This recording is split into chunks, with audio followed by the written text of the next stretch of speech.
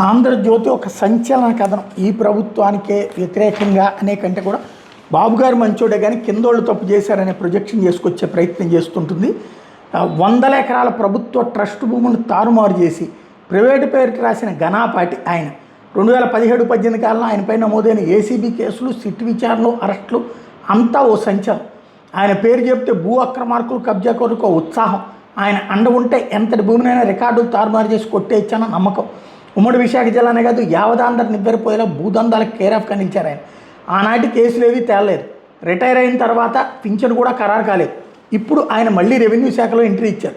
అది సాదాసీదా ఎంట్రీ కాదు, అత్యంత కీలకమైన ఆఫీసులో పోస్టింగ్. అది అనధికారమే.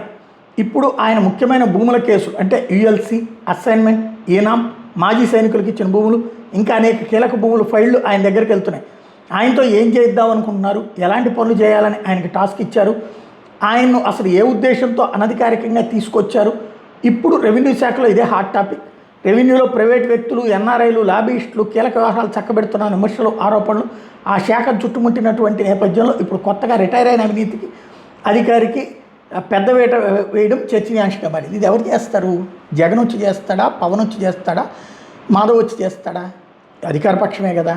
కానీ టీడీపీకి సంబంధం లేదు, చంద్రబాబు గారికి సంబంధం లేదు, లోకేష్ గారికి సంబంధం లేదు, కింద జరిగిపోయింది అన్నటువంటి కోణంలో రాసుకొస్తారు. ఇదే జగన్ టైంలో అయితే ఫ్రంట్ పేజీ బ్యానర్ పెట్టి జగనే ఇదంతా చేయిస్తున్నాడు డబ్బులు సంపాదించుకోవడానికి అని రాసేవాళ్ళు. అది వీళ్ళకున్న దరిద్రం.